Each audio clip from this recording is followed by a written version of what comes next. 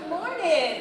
We are so excited to have you here at our second annual Educator Rising Conference here at Wayne State University, and all of our wonderful partners and our team who make this happen. This is such important work that we've kind of let lag for too long, right? So now we're seeing people get excited again about this really important work. So I'm honored to have the opportunity to talk to you as quickly as I can about the power, promise, and possibility of becoming a great teacher. Now, all of us have had at least two kinds of teachers, right? There's that one teacher who's not really, as my son likes to say, teaching, but telling. That teacher who's so focused on sort of getting it right and is focused on mainly what they're required to do, and is so focused on content, they don't even see the students in the classroom. Like, they can really be in the classroom by themselves, teaching for all intents and purposes. That teacher who, as my daughter says, doesn't help you understand how what you're learning in the classroom actually connects to what is happening in life, what is happening in your life. And then there's that teacher who sets you on fire, so much so that you catch yourself excited about going to class, excited about learning, because in that space, you feel open, where you can be yourself.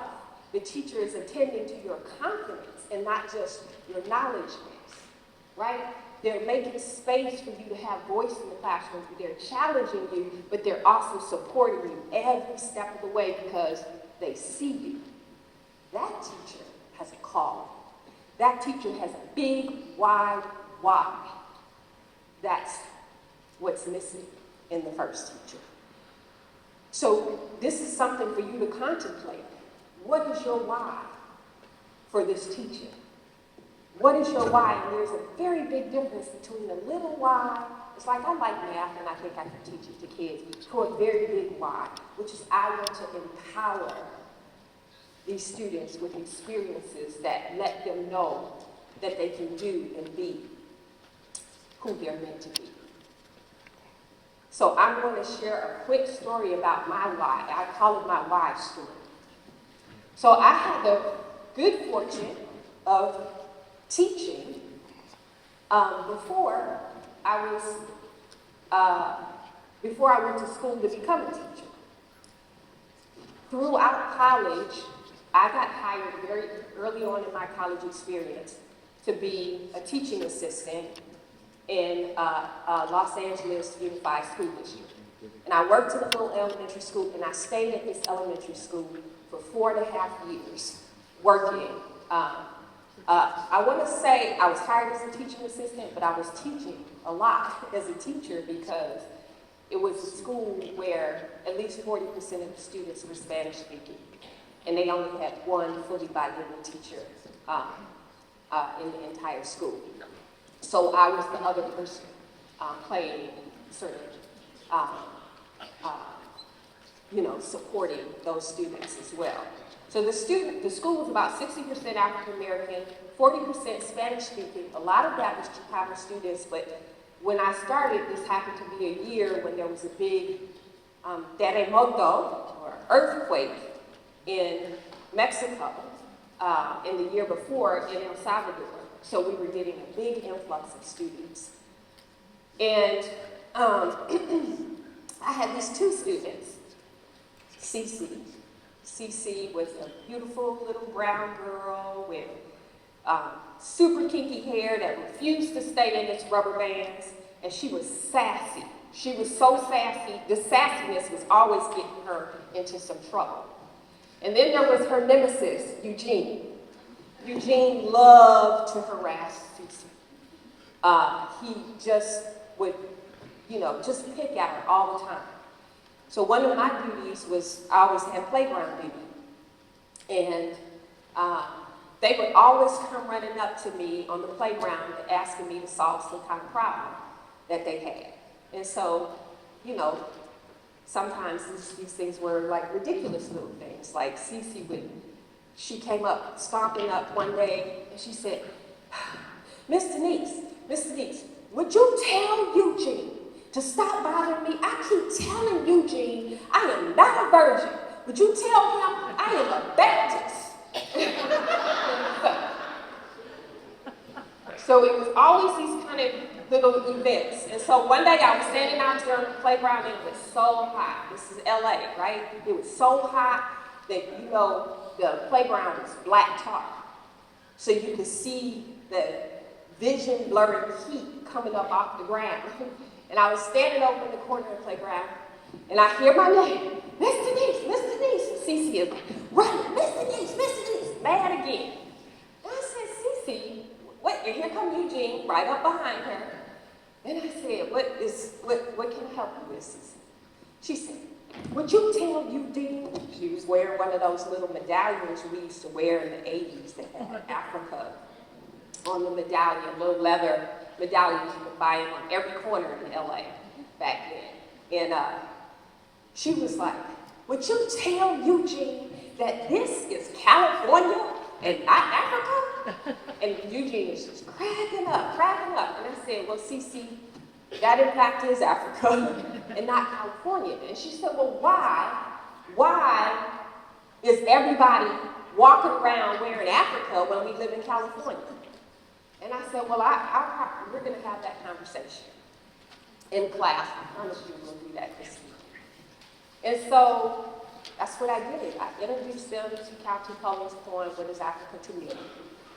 And we talked for like way longer than we should have, according to the rules, about their experiences. And I was hearing both from the African American students and from the Spanish speaking students. They were asking questions like, well, we don't see Black people on commercials. We don't see, do we wash our hair? Do we clean our houses? Because we never see ourselves in these spaces. We don't see ourselves in these books. These are third graders asking these questions. And for me, I was like, wow, it was quite a moment because I grew up in a space where I was exposed. It didn't matter what wasn't happening in school for me because my parents made sure we had it in all these other spaces that we were involved in, right? So I may not have learned my history in class, but I certainly learned it in the spaces outside of class, and often I was the one bringing it into class.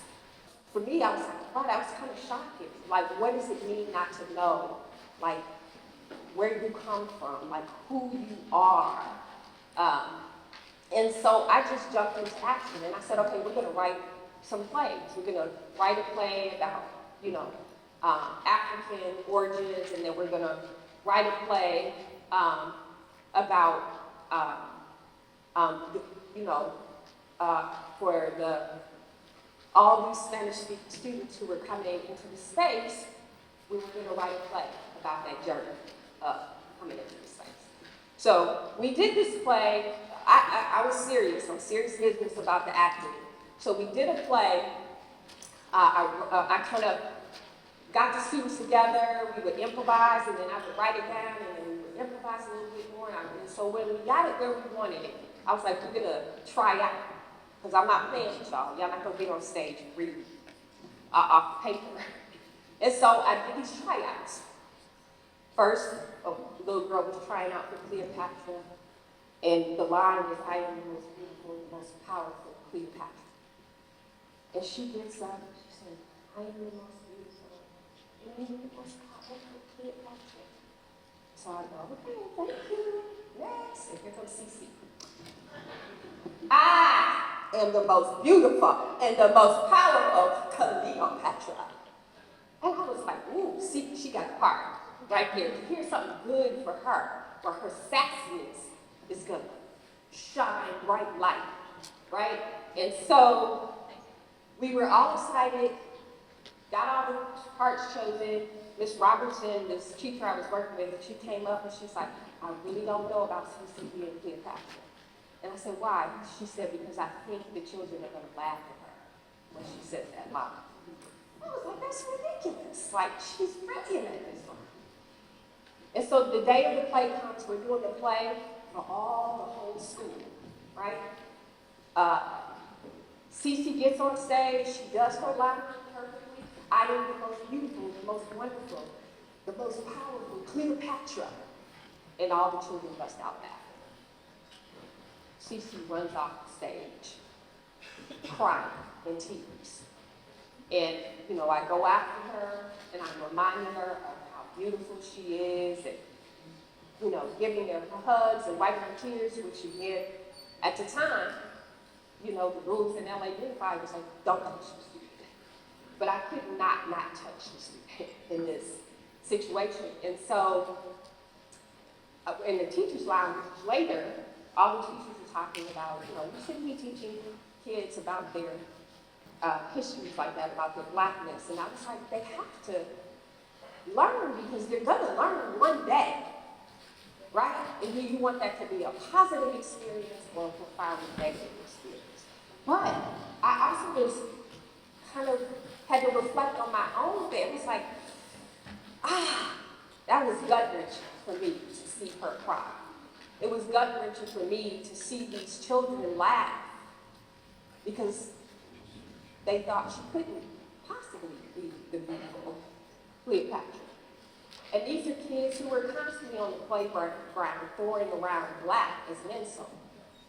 You black so-and-so, or you what have you, and very similar things with the Spanish-speaking kids. Like, these were not part realities at all, in many ways. And so, I always wondered, did that trauma, that moment grow up in Cece like a tree? Or were my hugs able to squash it out quickly? Unfortunately, I was graduating from UCLA that year. And we had a big graduation, and the kids performed at the graduation and got a standing ovation. But was that able to tamper out that hurt that Cece experienced? So for me, that was foundational in my work and my promise to myself that every kid who comes through my classroom, whether it was the elementary, middle school, high school, I taught adult ed, graduate students, undergraduate students, no matter, every time, who's in my classroom will determine how I manage that curriculum, how I engage in pedagogy. Because I want every student to feel like I see you. And we're going to help all your peers see you too. Right? That's the power of being a good teacher, is having that big why. Right? So our world desperately needs bright, passionate young people to take up this calling. Every day as a teacher, you have the opportunity to change a life for the better. Now, the challenges are real, but so are the rewards, right?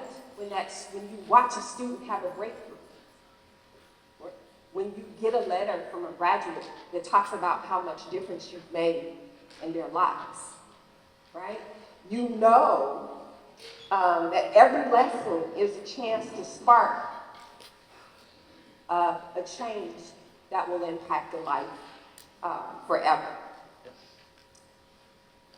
So consider teaching not as something to do, but as somebody extraordinary to become.